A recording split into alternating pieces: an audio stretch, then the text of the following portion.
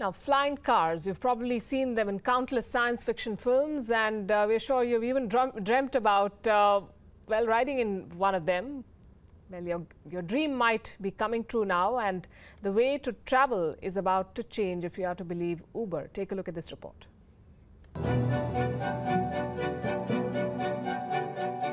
The times are changing and your dream to travel in a flying car may soon come true, especially when bigwigs of the tech industry are backing it and claim that they can turn them into reality sooner than you expect.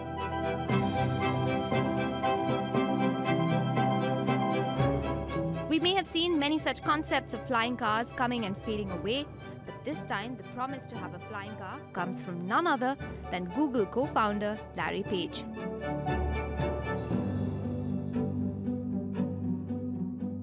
Well, it's not exactly Google that is working independently on this ambitious project. In fact, Google founder Larry Page is backing a Silicon Valley-based flying car startup, Kitty Hawk.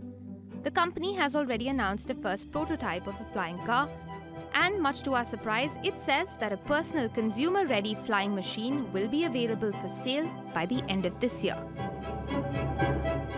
But before we could even soak in this news fully, Uber came up with the icing on the cake. Popular as a ride-hailing service, Uber is now aiming for the skies with its flying taxis. The company expects to launch its flying taxis in Texas and Dubai by 2020. As Uber says, their flying cars could cut down travel time between San Francisco's Marina to downtown San Jose to 15 minutes, which otherwise takes around 2 hours by road. We have been promised flying cars in the past too, and to be fair, it's never been delivered on time before. So we are going to take the ambitious deadlines by Google and Uber with a pinch of salt. But hey, the mere thought of a flying car becoming reality is hope that we may just be heading into a brighter future. Bureau Report, WION. My first thought, why just Harry Potter? His Muggle fans can also have flying cars now. Hormaz Sorabji, editor of Autocar, joining us live this evening from Mumbai. Good evening, Hormaz. Is this really the future? Sounds more like science fiction to me. Good evening.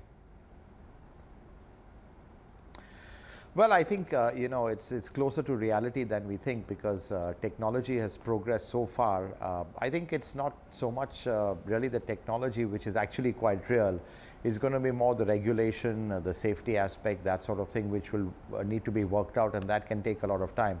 Because, I think at the CES show, not this year, but last year, a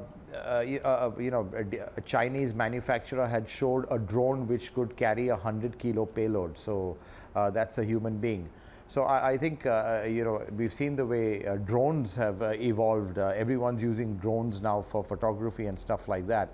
You just apply that same principle to a much heavier payload, which is a human. And it is definitely a possibility.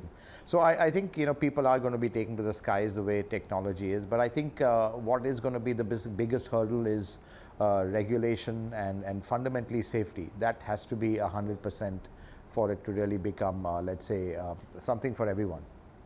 Right. We were talking about this in the newsroom earlier today, and one of the ideas was, will there be traffic jams in the air? Is this premature? Well, I think the good thing about flying in the air is you can fly at several levels. So you're not just on one level, which is the road. So I think, obviously that again, having the right kind of a so-called air corridor, that's going to be absolutely crucial. Just the way it is with commercial aircraft today. And you do have some traffic jams in the skies there, where especially at busy airports, where everyone's just in a holding pattern waiting to land. So I think, as I said, it's all about sorting out the infrastructure, just sorting out a process. This is something completely new. It'll have to be tested a fair bit. So I think 2020 for me is a bit ambitious for this to be really become a very mainstream form of transportation. I think we will see some forms of air mobility, but I think it's still some time away, not again from the technology point of view, but again from infrastructure, regulation, and all the aspects that really that are needed to make this fail safe. Right, and one of the viewers who's watching us right now has sent me feedback saying we can design it in India too. Is someone working on it? Are flying cars coming to India anytime soon? Well, I'm not sure of that, but I think just I think last weekend I drove an autonomous car which drove on its own, and you know, it's done in India. So you know, fundamentally the technology, then a lot of this is to do with really software. Because now you've got you know, electrical motors which kind of do the job. It's really the software and really the kind of, how do I say, the navigation which has to be down to the precise millimeter, whether it's on the road or in the air, which is really the key. And that technology is there, and today you've got software which is you know, they've got artificial intelligence, so the software learns as it sees. You've got very, very powerful softwares out there which really make these sort of forms of mobility which we never thought of before quite a reality. And I see no reason why you know, even in India, where we are very strong in the software area over here, something like this can't be developed. There have been other experiments, some of which you mentioned, and we've also heard of driverless cars, for instance, for a very long time. How successful have they been? Well, driverless cars are successful in controlled environments. That is definitely the case, but I think you know, it's too early to let them on the road. In fact, I think, to be honest, let's say air travel is much easier because it's a far more controlled situation.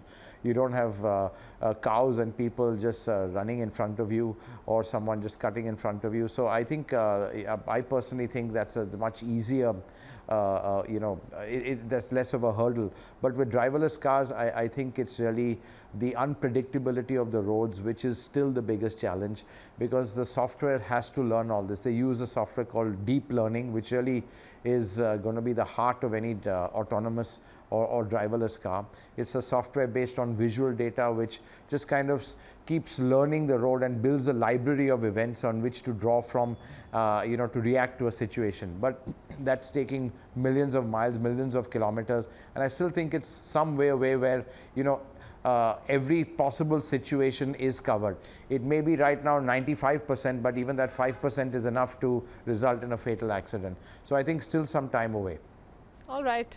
Hormaz, thanks very much for joining us, and we'll wait for the flying cars. 2020 is what Uber is saying. Let's wait and see. Thank you for joining us here on Gravitas.